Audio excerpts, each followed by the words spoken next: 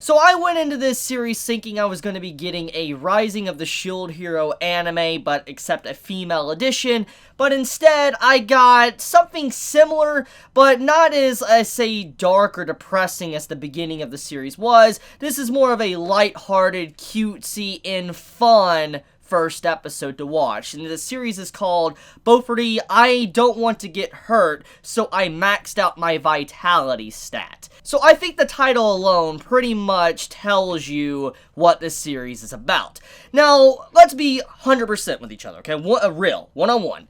We all know, at this point in time, when it comes to MMORPG, like anime, to, let's say, a isekai series, it is something that you see quite often. You see it almost every single season, and sometimes things can be exact copies of others, sometimes they can really mix up and really just change things around where you never expected it. You know, there's been a lot of things that's come out each individual season that has really shocked a lot of fans. I mean, you look back in previous years, you have the Reincarnated as a Slime series, you have the Rising of the Shield Hero, you know, we have Zero, we had Sword Art Online, even if you don't like it to that extent. The point is, though, is that there has been a lot of series that are in this type of genre of, let's say, VR MMO anime to also, you know, isekai, and it's kind of like they're intermingled together. And this series, honestly, when I first look at it, the presentation of it obviously isn't anything relatively new. However, it is enjoyable for a couple of reasons, and that is the fact that the main character, which is called Maple, she is a girl that has no idea how to play a game. She doesn't really ever play games, and she finally, after being talked into it by her friend, decided to sit down, purchase some gear, the VR MMO gear, to be able to play this game called New World Online, quite a creative name, by the way, but she decides to play this game, and upon playing this game, basically, she is presented a screen with a bunch of different stats, you know, like your strength, agility, dexterity, luck stat, you know, vitality stat, you get the point. It's your typical stats you would see in a RPG game, not just in an MMO. And obviously, her not really knowing much about everything, she decided to pump everything into her vitality, which pretty much meant that she had a lot of defense and health, and barely any damage really happened to her at once. And the reason for this was because, as you can see by the title, she maxed out her vitality stat because she doesn't want to get hurt. So yeah, that's pretty much the premise of the story. Now, even though it does sound very standard, it doesn't seem like it's anything, let's say, unique, it does have a charm to it. The first episode charmed me in a way to where I do want to keep watching it. Now, yes, I do love VR MMO anime, and I love isekai series. You could kind of say that sometimes I might even watch trash just because I enjoy that trash. Let me sit in it. I wouldn't say necessarily that this is a bad anime, though, okay? Even though I just said that.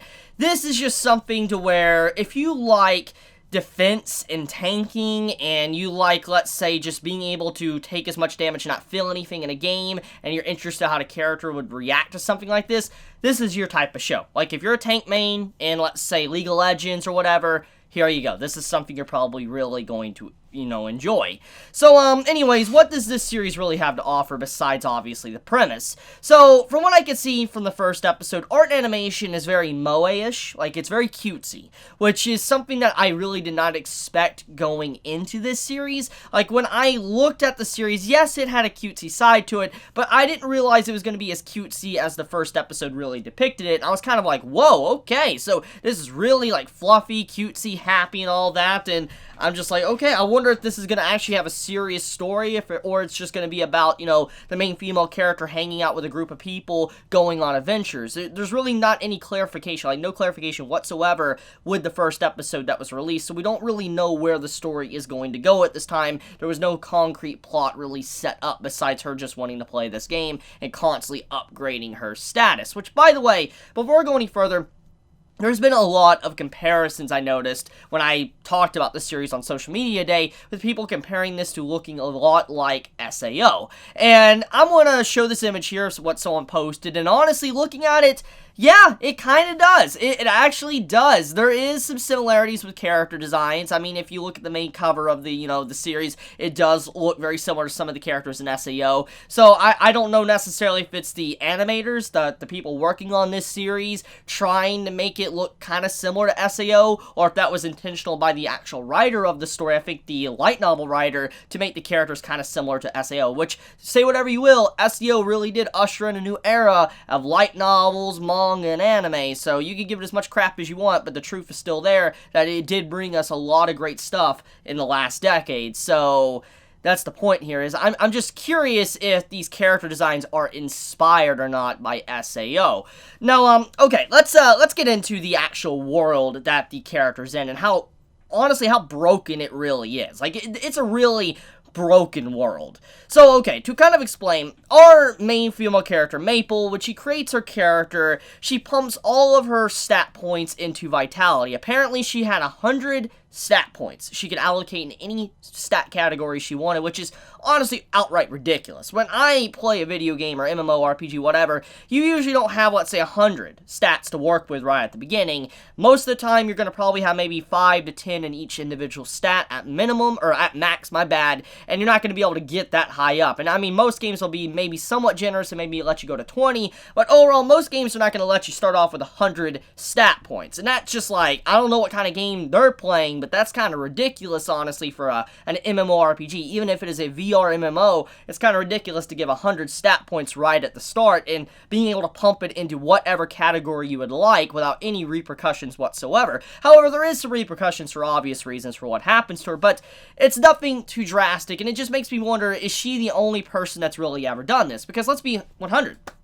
When it comes to video games, people love to troll. People love to find out meta builds. I mean, if it's a popular game, for instance, if a certain game is popular, people are going to figure out meta builds, what you can do, etc. And I mean, from what we can clearly see from Maple, she pumped all her stats into Vitality. She cannot be damaged whatsoever. She literally built up immunity to poison within this episode and gained meditation abilities to where she can heal in combat. I mean, overall, her entire skill set for what she do within this episode was ridiculous. It's honestly broken. I mean, imagine a skilled player knowing about this system, going in, allowing themselves to get damaged as much as they want, building up these resistances and stuff. That just seems incredibly unbalanced. That's not balanced. That is not balanced whatsoever. Because, I mean, hypothetically, it makes me wonder, can damage dealers, like DPS, characters do the exact same thing as her? Yes, she has a higher vitality stat, so she's able to tank more, but it still doesn't change the fact, though, if you tank enough damage, you build up immunity and resistances within this game, so hypothetically, every class could eventually become absolute monstrosities, like insanely strong to where you can't really do anything. Like, if you've ever played, let's say, Dark Souls 1, you probably remember the Giant Dad builds, or, the Havel ninja rolling. If you've ever played Dark Souls, you know what I'm talking about. Imagine that. That's pretty much what's going on here, is that these characters, even DPS characters or full defense characters, can become, let's say, Havel ninja rollers or Giant Dad builds, and then shooting magic and all sorts of stuff and doing crazy DPS. That's what I see from this world. So it's kind of broken, honestly. It's not really balanced. And I truly doubt that our character Maple is the only one to do a build like that. There is people that will definitely go into the game and put all their stats into Vitality. I can definitely sense it. And also, her method of continuously pumping her Vitality stat also makes sense. Like, when you set a build and you start with a build, you usually kind of stick with it. And that's kind of how it is for most gamers when you go into an RPG. Like, if you're going, let's say, an archery build, you're going to stick with archery most likely. You're not going to probably swap to swordsman. And her going full-on defensive makes sense for her not to switch over to a faster, speedy character. So yeah, I just think that it's an interesting start. I enjoy it. Just the world's incredibly imbalanced. It is not a balanced VR MMO by any means. And yeah, I just wanted to point that out. I know that's a little bit off topic. Many might not care too much about it. One of the reasons why I love these type of series is because of the world building, etc. And I kind of wanted to talk about that. Oh yeah, one last thing I do want to talk about before I wrap up the video, though.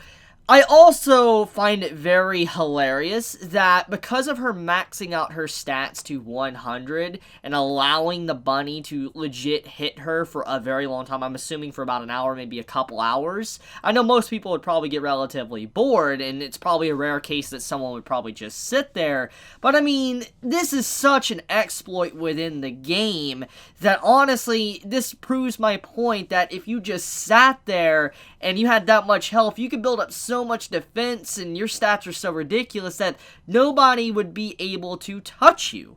it would be ridiculous. So I really gotta say that these game developers are really bad at, I guess, balancing.